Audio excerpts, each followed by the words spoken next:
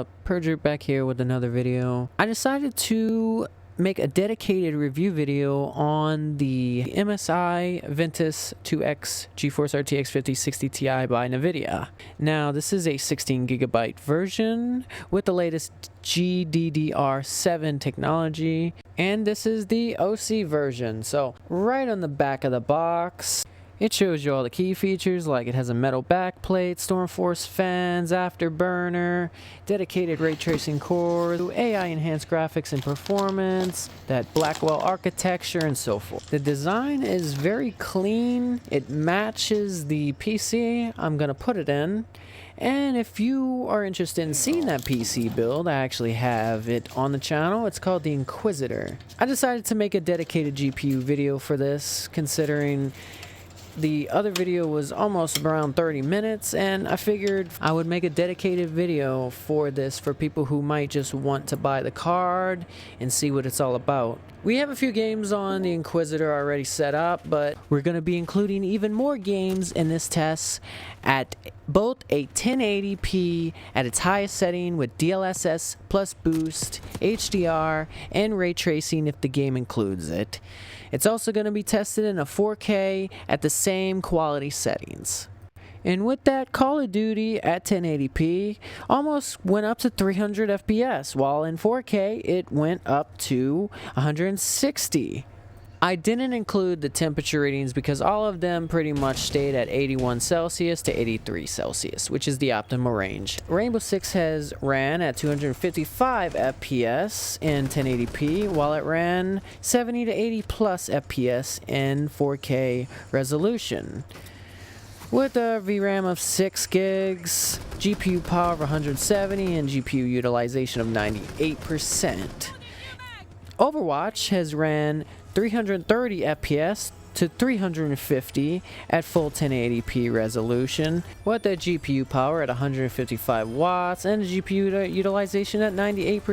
VRAM is 3 gigs, which is pretty efficient. But it doesn't stop there. It actually gets even more efficient because it only uses 0.3 more of the VRAM in 4K 2160p, running at 180 to 200 plus FPS at a 4K resolution. GPU power 165 and utilization at 96, while the CPU is doing only 24.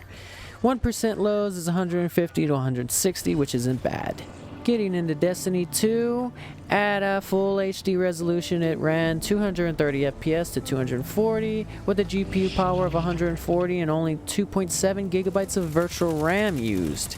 At a 4K resolution it ran a little lower at 62 to 65 FPS, which is a target, 165 watts of power, 99% GPU utilization, and only 0.2 gigabytes more of VRAM used, using at 3 gigs. Moving into the more heavyweight games, GTA 5 Enhanced at a 1080p resolution ran 85 to 90 FPS with 80 watts of GPU power, 44% of the GPU utilized, and only 5.6 gigabytes of virtual RAM used at a 60 and 71% low. At a 4K resolution, it ran higher at 85 FPS with the GPU power of 170 watts, 99% of the GPU utilized, and 3 more gigabytes of virtual RAM used at a total of 6.4 gigabytes. Test Drive Unlimited Solar Crown at a 1080p has ran 115 FPS to 130 with 130 GPU power, 98 GPU utilized, and 6.7 gigabytes of virtual RAM used at a 50 to 53 1% low.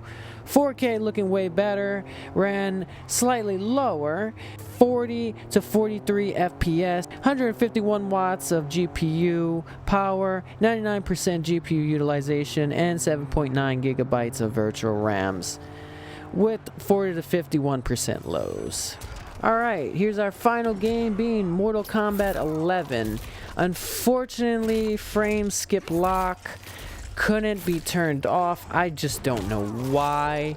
I couldn't get it going above 60 because of the stupid frame lock, but I got the stats here. We're locked at 60. The VRAM did not show anything. There was no indication of VRAM for some reason, but we got the GPU utilization, the GPU power, and the CPU utilization. So besides the inconvenience, this GPU did well. I didn't really expect it to go above 100 frames on some games, not gonna lie, but I'm very sorry that I couldn't show you the FPS on Mortal Kombat. But I hope you guys enjoyed the video. Let me know what games you would like me to review for the next time, because we're gonna have more GPUs coming, and the next GPU I want to compare this with is the 9060. So leave a comment on what game you would like to be seen being compared with these two cards. Give a like to support, and subscribe if you're new. Thank you, and I'll see you guys for the next video.